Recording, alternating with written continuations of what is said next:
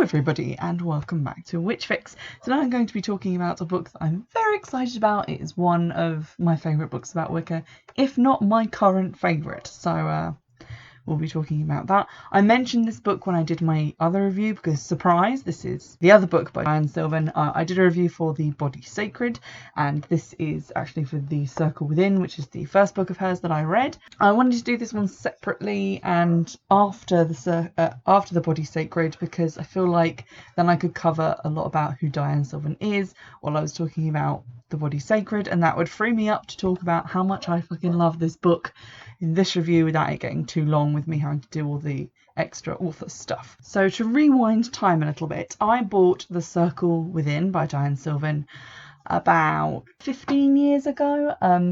It was at a time when I was in my sort of late teens.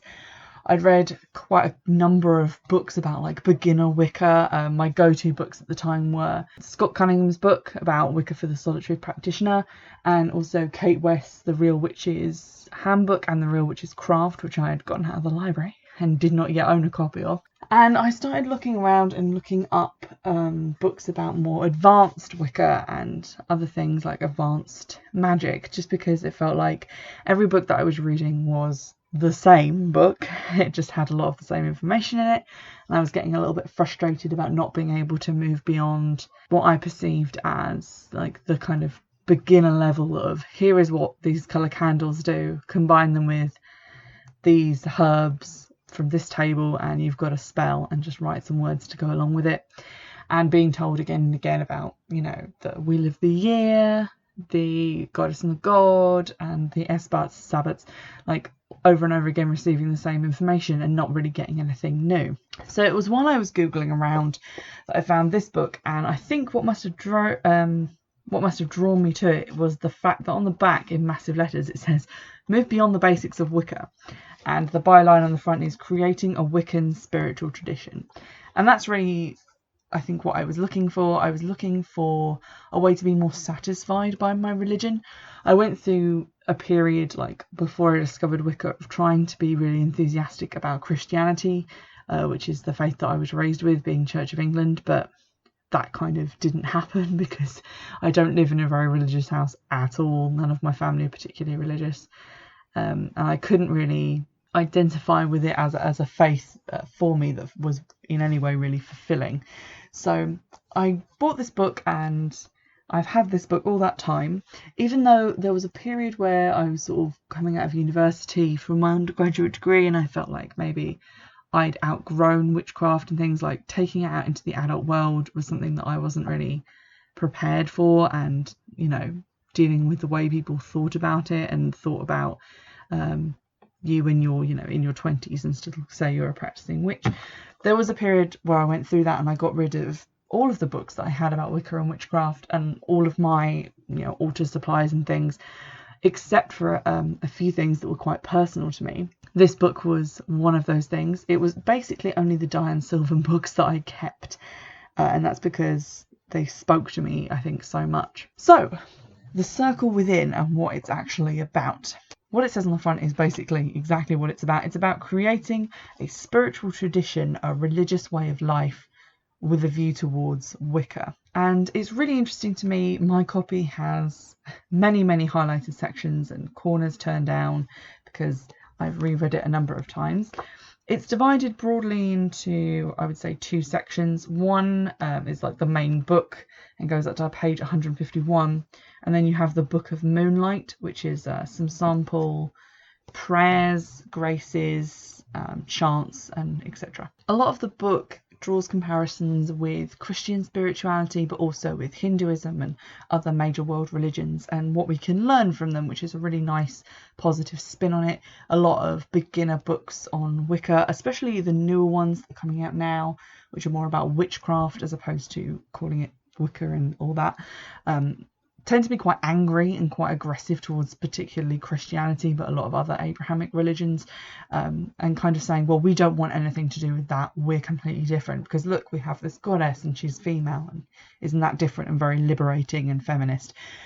But what Dianne Sylvan writes really well in this book is that there are actually a lot of things that we can learn specifically from Christianity, which is obviously her like background pre-Wicca, about contacting the divine, about how to worship, about being thankful for life and bringing that back to deity in terms of prayer. And it's not a book about magic. It's literally everything about Wicca that isn't casting spells, and somehow it comes across as being the most magical book that I've ever read, for all that it doesn't have any like follow these steps and, you know, raise the dead or whatever.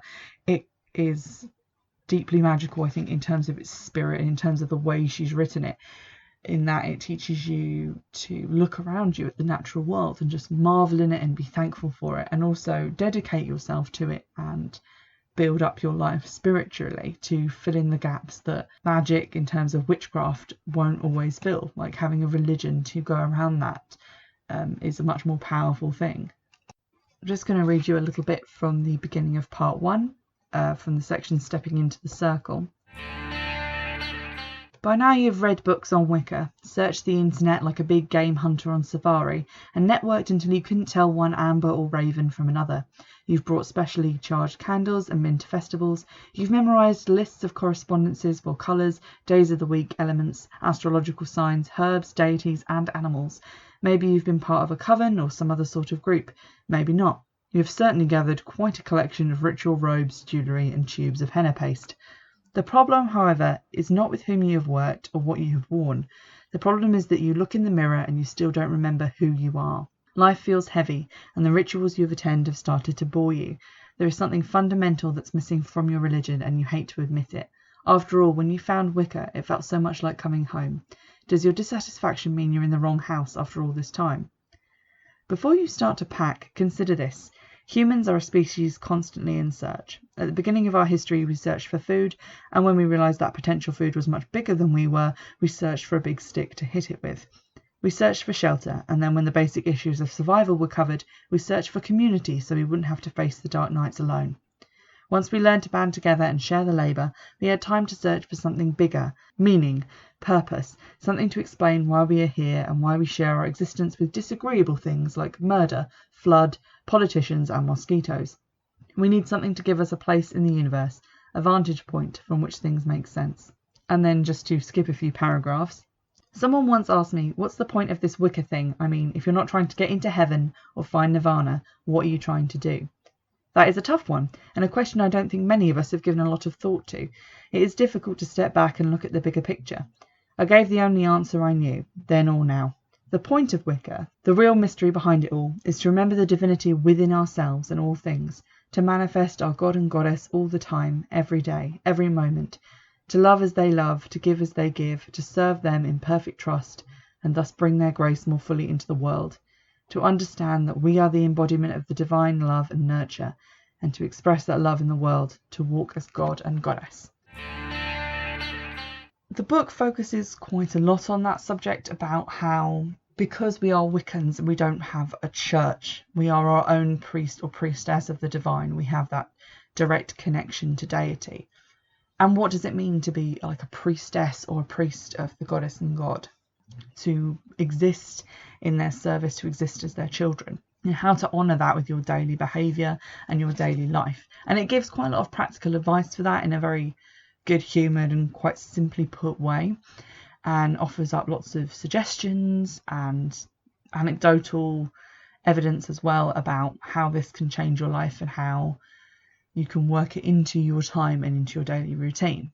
The first sections of the book are about acknowledging that and sort of building towards having that relationship with deity and how to get to know deity a little bit more, and specifically about prayer, which seems to be something that we don't really do as Wiccans, but it's definitely something that I found helpful and worthwhile after reading this book for the first time. I think I did like nightly going to bed prayers for about 3 years after I read this book, and although that's changed now, and although I now do it like slightly differently, it did have a big impact, and I think the prayer that it describes and the way in which to approach prayer, not as grovelling before something that's very much more powerful than yourself, but as talking to deity as you would like a parent or a friend, is really helpful, especially if you're coming from like a Christian background and you're not really sure how to look at prayer through a Wiccan lens. There's some great section under Living the Path,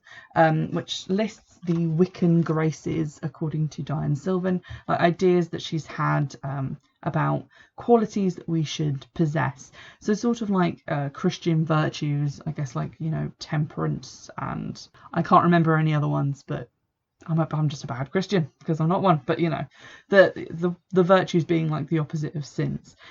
But the ones she's listed are things like love, compassion, humour, gratitude, and then like a little paragraph to get you to think about them.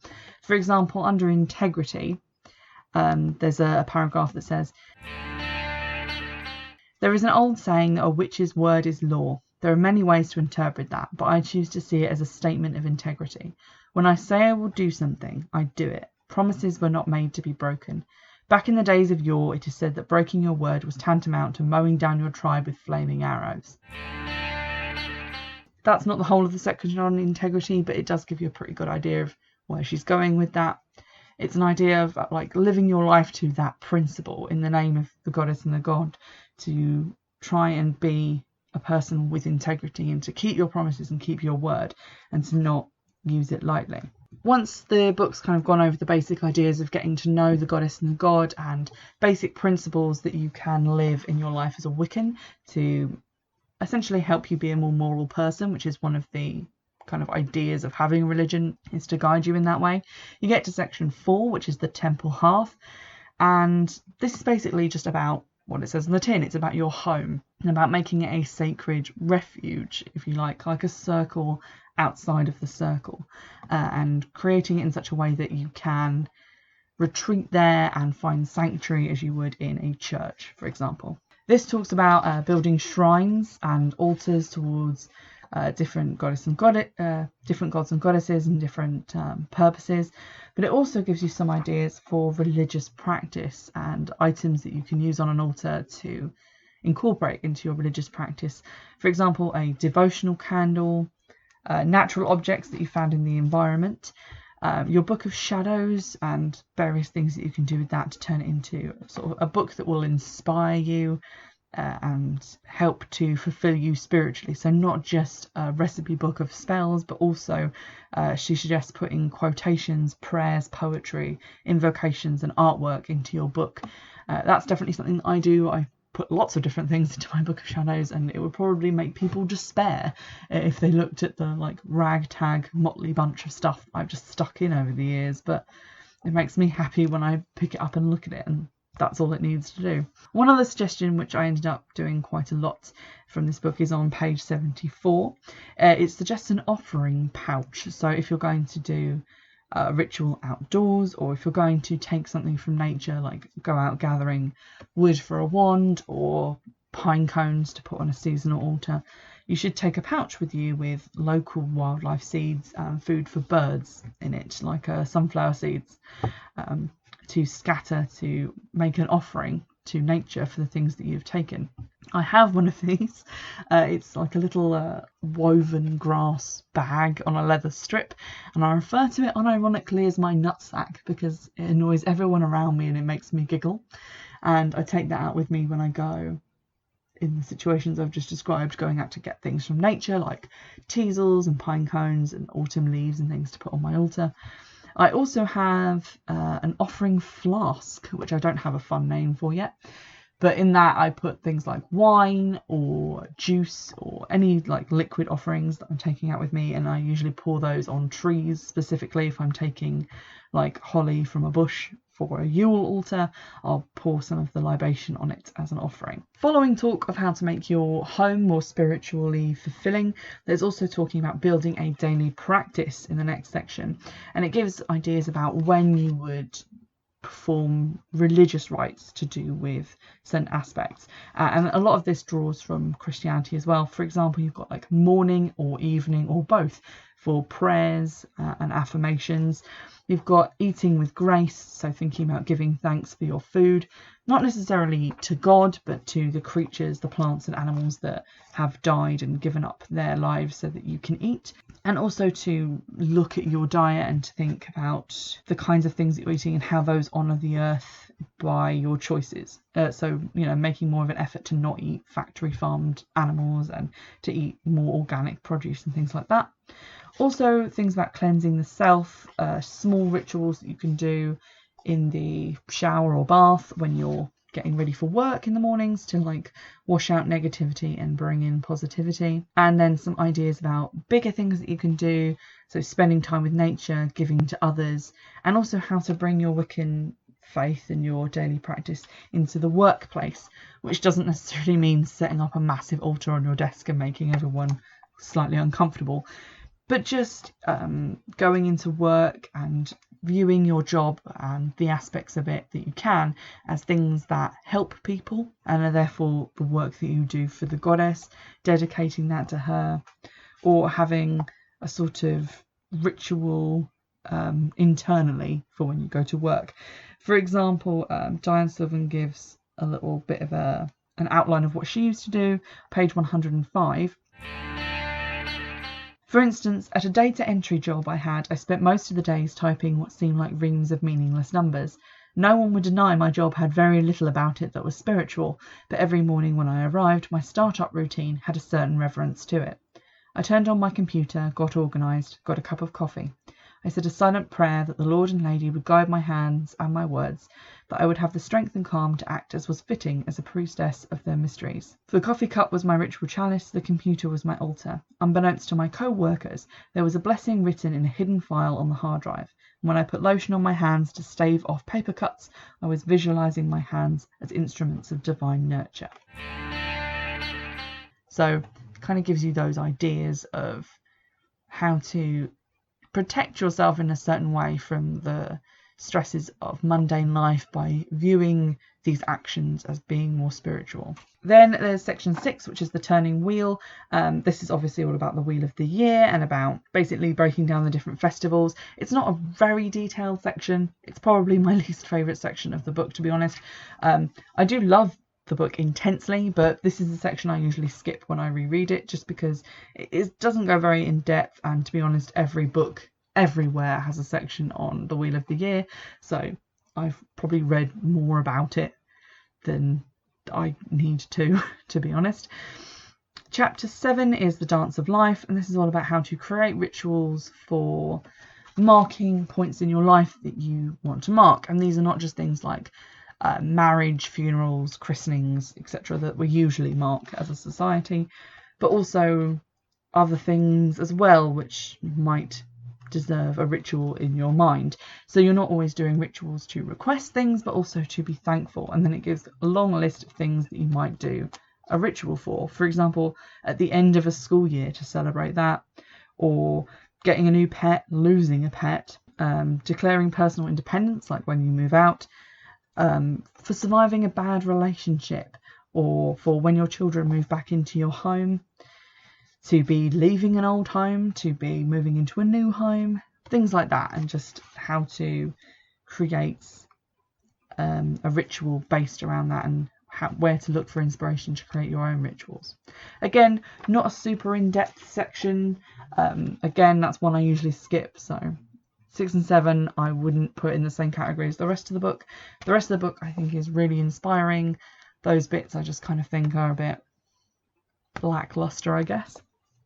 And then we come to part 2 of the book, the Book of Moonlight. This is super helpful if you have trouble coming up with chants and things to use in rituals and things for yourself, because Dianne Sylvan is quite a good writer, and her chants, although simple, are really poetic and pretty adaptable as well. She does suggest at the beginning taking them as written, or changing the words and playing around with it until it feels right, and then writing your own, which is nice. Again, I like her attitude towards making it personal for yourself and not being one of those writers who's like, you will do it the way I wrote it down, or I will come to your house and I will kill you. which is the sense that I get from some books. It gives ideas for morning devotions, evening devotions, self-anointing, various different little rituals and things that you can use, and then just a few little prayers, like a prayer before work, a prayer for protection, a prayer for guidance and clarity, prayer of thanks, a prayer for dealing with difficult people. So there's quite a gamut. I'm going to read the evening prayer as an example of how they're written. Good evening, Goddess and God. I give thanks for this day in all its richness and for the lessons I have learned. Thank you for walking beside me. Thank you for bringing me safely to rest. Bless this night with peaceful dreams. Watch over me, Mother and Father, now and always. Blessed be. And you can see how that's very different to a spell. It's very much a prayer to deity. It's sort of having a conversation with them.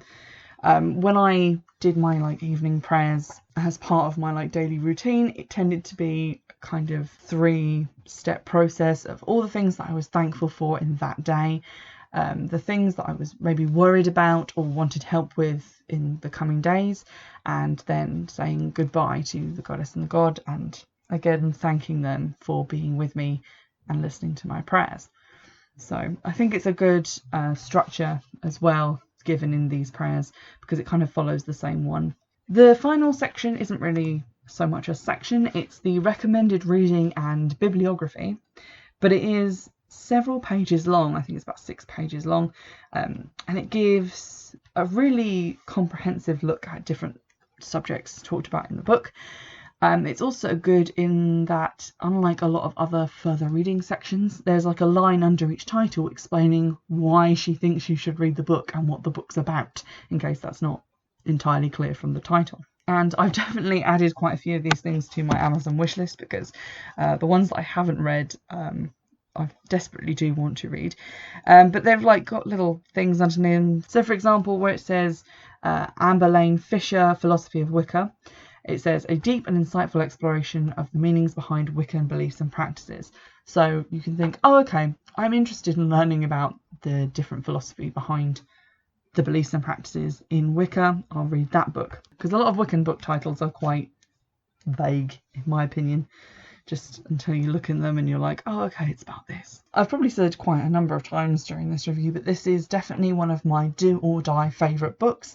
It's slightly annoying because wherever I go in online pagan things, and I never see it mentioned. It doesn't seem to be one that's as widely read as things like Silver Ravenwolf, and I think that's a real shame, because if you're interested in Wicca, if you're interested in a religion built around witchcraft and about all of the other things that I've discussed in the books that I've looked at on the podcast, this is an excellent book in how to do that and how to treat Wicca as a religion more than just another name for the practice of magic. It's also really rewarding. I've done some of the exercises in it. There aren't that many. I think there's only 3 throughout the whole book, but there's one which is opening your heart to divinity, to divine light, and basically how to go through life not being closed off and not being kind of stuck in this uncaring, unthinking, unfeeling routine that a lot of us get stuck in. It's about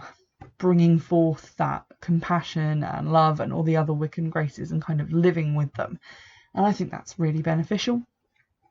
It's definitely helped me a lot as well, and I guess that's why I have such a personal attachment to the book. But I definitely recommend it if you're interested in Wicca and the religious beliefs behind it. It's a great jumping off point for forming your own daily practice as a Wiccan, and the further reading section at the back is definitely going to help you with other book recommendations and set you off on the right path. Like the Body Sacred, and like I said in that review, it's written in a really accessible way. It's definitely not dry or too teacherish. It is very friendly, very open, and basically is just someone sitting down and saying, I don't have all the answers, I haven't worked out all this stuff yet, but here's where I'm at, and I thought I'd share it in case it might help somebody else. And that's what I really like from a book, because it's definitely a journey. You're never at the end of it. And I feel like a lot of books come across as someone sitting up on a higher ledge than you going, I've reached the top and I know everything and I can teach it to you. But they don't really, because no one ever reaches the top. It's about personal development. It's not about knowing all the things and the finite amount of knowledge that you can acquire. There's always more to learn. That's why I like this book so much. It can be quite hard to get hold of. I would definitely suggest checking eBay and Amazon as usual, but you might have to check Amazon America and Amazon and see if you can get it from overseas, because I think my copy originally had to come from Germany because it just wasn't that available in the UK. This was, I think, the third printing from like 2004, so it might be out of print now, I'm not sure, but you can probably still buy it either through Dianne Sylvan's website or online at various online booksellers. Do let me know if you end up getting a copy and if you get anything from it, if you find it enhances your life in any way, or if there's any other books about Wiccan spirituality that you'd recommend over this one. I can't wait to hear from you. If you want to get in touch, it's the usual ways of Twitter, which is @Witchfix, or by email, which is witchfixpodcast@gmail.com. And don't forget, you can donate to the Patreon, which is in the description box. And also, if you check Twitter, you can find me regularly reposting the link to the Amazon wishlist so that you can send across anything that you think you want reviewed right away and let me know, and I can add anything to it as long as I can find it on Amazon. In the meantime, I hope you've enjoyed this episode, and I'll see you in the next one. Bye!